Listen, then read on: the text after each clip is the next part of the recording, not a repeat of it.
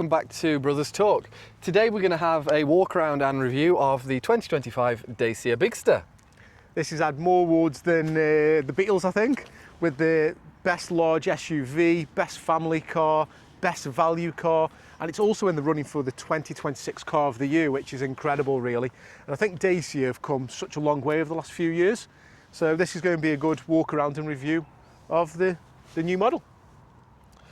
So this particular model, as shown, is in Journey specification, which is the top of the range, hybrid 155.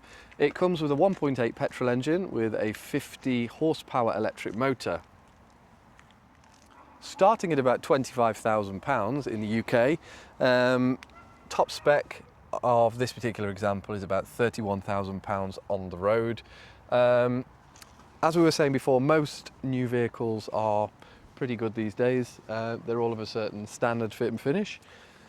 So the Journey spec in metallic shadow grey with two-tone black roof and 19-inch diamond cut wheels wrapped in Michelin tyres, sure to keep you very safe on the road, particularly at this time of the year with all of the winter grime. This particular model comes with LED lights and very, very highly spec with heated seats, heated steering wheel, power folding tailgate, digital display, and there's even a fridge in the armrest. So have that, Range Rover. So the original footage that you've just seen was done a couple of weeks ago. We're with John now. He's been testing this car for a good couple of weeks now, so we want to get his thoughts and see what he thinks about it. So tell us, John, what's your initial thoughts? It's mega. Yeah, it's brilliant. You really like it, don't you? That's all I need to say, yeah. That's it. Video done. It's a great car. It's practical. It does everything that we'd need in a car. It's brilliant. That's it, yeah. From what you've said and when me and Dino have been speaking to you, obviously as a family car, as a daily driver, for them daily commutes and going out as a family, you want something that's big, don't you? You need the room in there, and you've loved this, haven't you? Yeah, and we can just chuck everything in the boot and, no worries on space at all. And not only that, being a bit higher up, it's a bit more practical, it's easier to park. So I think people who are looking for a vehicle like this are concerned about sort of running costs and everything. What have you found with this so far, fuel consumption wise? It's hard to tell because I haven't been that far in it. It's only done 1,000 miles since I've been driving it. Yeah. It's currently showing 50 mpg, which I think is good enough for anybody by today's standards. Yeah. For a big car as well? For a big car, yeah. I think on a run, I think it will achieve 60, 70 mpg quite easily. The problem is the type of driving I've been doing hasn't been long journeys, it's been short journeys. Yeah. It's been warming it up on cold days, and obviously that all cripples the MPG as well. Yeah. So yeah, I think it's very capable in terms of economy. Yeah, definitely. And I think you said when you pull off on this originally, it's in electric, isn't it? Yeah, so there's no clutch in this gearbox. It's either it will always pull off in EV mode. The engine might be running to charge the battery, but the engine will never drive the wheels to begin with. Yeah. It'll always move off in EV mode, and then the engine kicks in as and when it's needed, basically. Yeah, you showed me an example before, and I think you went about 30 mile an hour, probably just a bit more. We're on a 40 road, by the way. So yeah. The engine kicked in at about 35, I think. Yeah. Which was quite cool. We are actually on it was a national speed limit, but yeah. So. Yeah, the EV mode will even kick in on the motorway. Even at 70 mile an hour, it'll kick in as EV mode. Really? Depends on the driving conditions, your throttle inputs, and also things like the incline if you're driving up bank, down bank. It's just all calculated automatically and works out the best power option. I think the gearbox has got something like 14 different driving modes. Jeez.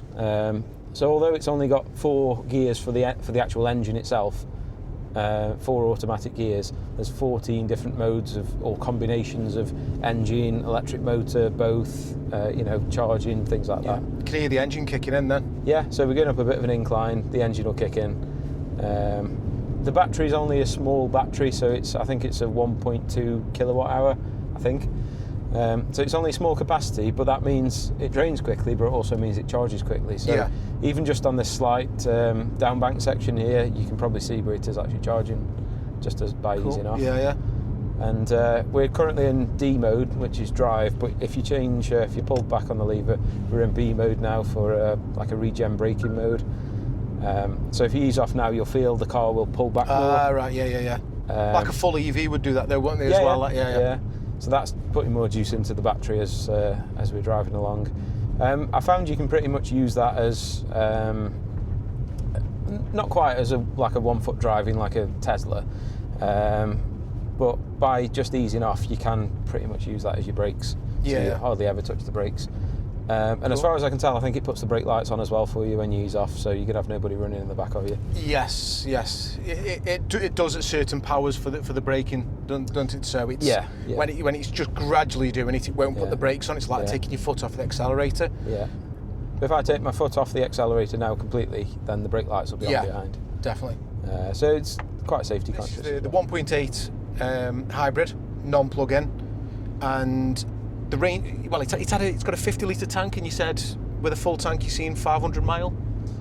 Yeah, I haven't actually tested it and measured it, but the display will easily show almost 500 miles to a tank. And like I say, I haven't been on a proper run with it. No. I believe people may have seen up to 600 miles on a run using the hybrid.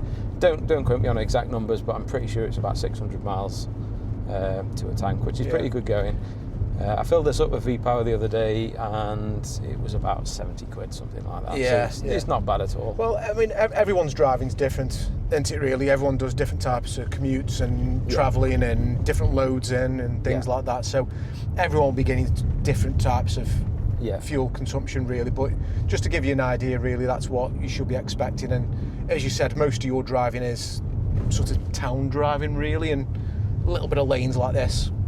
Every now and again, really, isn't it? So I think decent. I think for it to stretch its legs and get the economy right up, you'd be doing a long trip to Scotland or something like that. I think you'd see big numbers then on efficiency. Yeah, which is when you want it, really, as well. Which is exactly. Cool. Yeah, basically the electric sort of drive mode. What mode it's in, I guess. This is just showing is the engine powering the wheels, is the battery and the motor powering the wheels, or are the wheels actually putting some energy back in? I know that's a really sort of strange way of describing it, but so the motor is sorry, I was just getting through a narrow bit there. There's a main drive motor which is about 50 horsepower, and then there's a secondary motor which is about 5 horsepower, and that's used for charging the batteries and things like that. So one thing that's good with the Dacia at the moment, they're offering I think it's called Dacia Zen, and if you get your car serviced with Dacia or Renault, I assume, they extend your warranty period by a year. So as long as you've had a service in that year, you get your warranty extended by the year, and I think that's up to 7 years as well. So effectively, you got a 7-year warranty at no extra cost just by having it serviced at the main dealer, which you'd do anyway on a new car. Definitely. And the service plan I got with this one is $9.99 a month, I think, for 3 years, and that includes your first 3 years servicing. So that's up to the point of the first MOT. And you'd like what mileage is that? Does it go off mileage, or does it per year? I don't know. Maybe it goes up to 100,000 miles. I'd have to check the paperwork. But yeah, I thought that was a really good deal. The salesman said, "Do you want it for a tenner a month?" I thought, throw away money, isn't it? That. Yeah. Well, yeah. I have. Some people have mentioned that I think it was some of the early orders, they got the service plan for 99 quid though, as a one-off payment, so that's even better. Wow. But I don't know if that was an introductory deal or something Probably. like that. But tenner a month, you can't go wrong, really. Definitely not. Nice. So, talk us through a few features on this. Heated steering wheel. Yeah, heated steering wheel, which is quite nice. And to be honest, I've had it on every day throughout winter. Yeah. And it warms up instantly. I really miss a heated steering wheel. Yeah, you need to get one. Makes a difference, that does. No, nice, that feels nice. Yeah, heated seats as well, both front seats are heated. Yeah, nice. Yeah, the infotainment system that's built in is really good. Such a clean display this is. Yeah, that was one of the main things that I liked when I was watching YouTube reviews on the car. The displays are so clear and they're really configurable as well, so you can customise it pretty much how you want to set it up. A couple of the main features, the headline kind of stuff, is wireless Android Auto and Apple CarPlay, which I know is a big thing nowadays. Yeah, yeah. In my last car, I had Android Auto, but it was wired, so I didn't use it. I couldn't be, as lazy as it sounds, I couldn't be bothered to plug my phone in every time. Yeah, no, it's true. This one's wireless, you just jump straight in and it connects. If you do want any wired connectivity though, it's got 4 USB-Cs, 2 in the front, 2 in the back. So even the kids in the back can charge devices And wireless as well. charging down here as well? Wireless charging pad, yeah, for your phone. That's pretty much standard across everything now. Yeah, you need it, don't you? It's what you need in this day and age. Yeah. Lovely feature you just told me about. Yeah, it's got the fridge in the armrest. Fridge. Yeah. Oh. So it's worth noting the fridge. Ice cold. Yeah, it's good, isn't it? It's really good. Yeah. The chilled armrest is only available on the full hybrid models. So depending on which engine and which spec you get 3 heights of centre console, which most people probably don't know about. But this one's a Journey hybrid, full hybrid. So it's got the higher centre console, which has got the cooler in it. Some of the more basic models or manual ones as well, they've got a much lower centre console. Yeah. It's got full dual zone climate control, so there's no fighting over if you want the car hot or cold. I know I like it quite warm, but the passenger can have it as cool as they want. It's got climate in the back as well, so nice. heating or cooling passes through, which is quite nice. Keep the kids nice and warm or cool in the back. Yeah, Lovely. exactly. Yeah. Obviously, you got your standard automatic controls and park button. They've kind of done away with the handbrake as well, so you don't actually need to operate the handbrake at all. Just pull off and it releases. Yeah, put it into drive. The handbrake will come off. You don't even notice it because it's that quiet now. Yeah. And as soon as you put it into park, the handbrake's automatically applied. The handbrake button's just down there on the right with the red LED on it. All right, what's this one here then? That's the park button.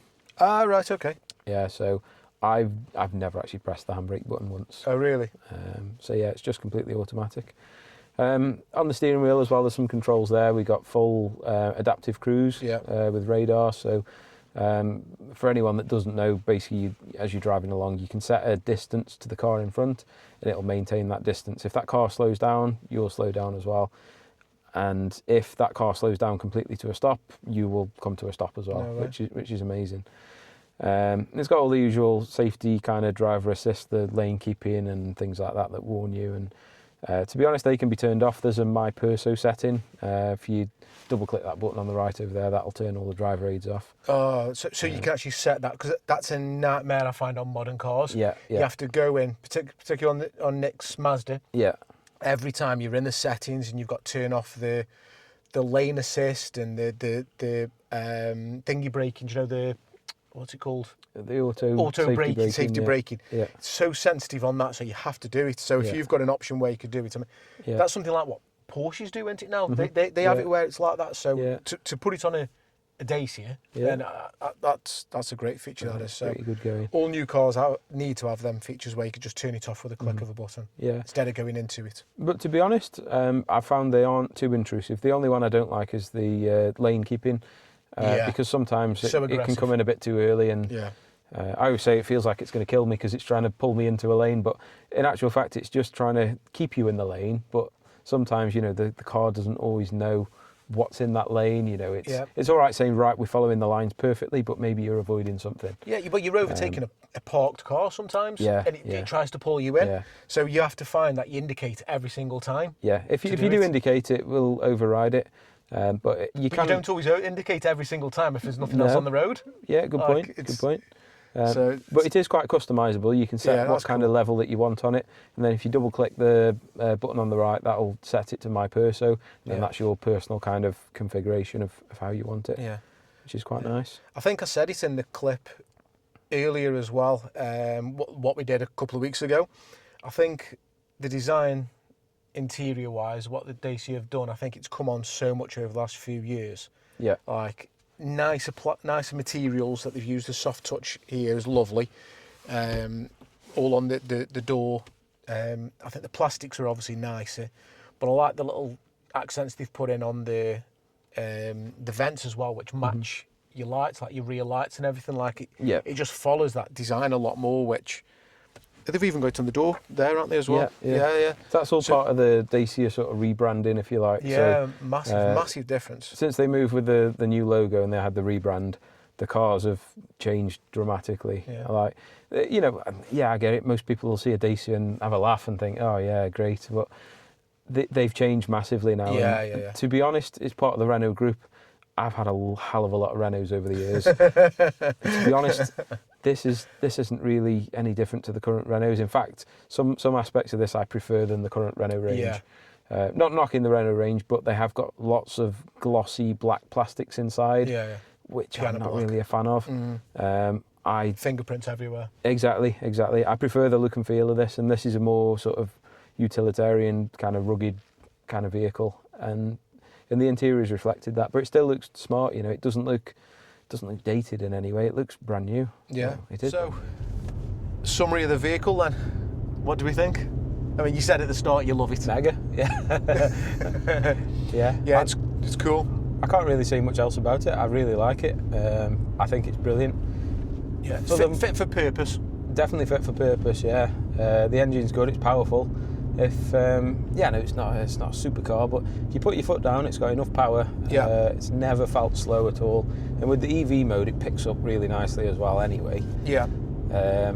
Value-wise, it's this one's about 31 grand, which Nothing's cheap anymore, no, is it? it isn't the Nothing's cheapest cheap. car, but it's certainly not an expensive car. But if you can comparing this to anything, I mean, even if you go to Nissan or Kia or anything like that or whatever, At least another 10, 15 grand. Yeah, that's it.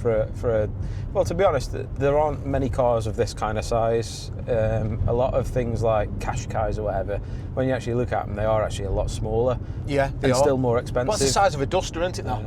Yeah, Qashqai. essentially, yeah. Yeah. I think this is part of the.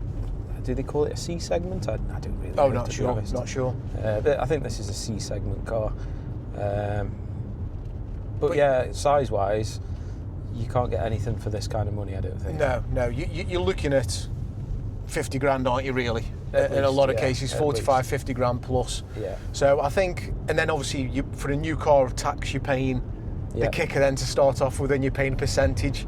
Yeah. So it makes a massive difference. So I think anyone who is looking for a family car, looking for a new car, then I think this does tick a lot of boxes. I'd certainly put this on the list for people who are going to test drive and see what's on the market. Maybe not everyone thinks of Dacia. Like I say, I don't personally, because I remember them from sort of 10 years ago when they did feel cheaper. They do feel much better now. So yeah, I think anyone should really put one on the list to go have a look at them if you're looking for a family car. Yeah, and I think a lot of people will be surprised at what cars are being traded in for these kind of cars now. Yeah. Like in this price bracket, there's things like Dacias, there's I don't know much about them, but there's JQs and all sorts of things. Yeah. And people are trading in prestige cars Yeah. for these brand new ones. So why buy a Prestige with 70,000 miles on? You could have a brand new with warranty, everything for similar kind of money. I've seen Range Rovers being traded in for JQs now. Yeah. So that's the thing. It's happening. It is happening. People don't want to Yeah. lose sort of 50 grand depreciation on cars anymore. So Yeah. if you're buying a car for 30, 31 grand, what's the most you can lose? 31 grand? Yeah, exactly. That's kind of where you're at, isn't it? But yeah, it's a great car. I hope you've enjoyed the review. Thank you for watching. We hope to do many more reviews and test drives and so on in the future, so stay tuned. So don't forget to give us a like if you enjoyed this video, and drop us a subscribe for more in the future. Thanks for watching, guys. Thank you.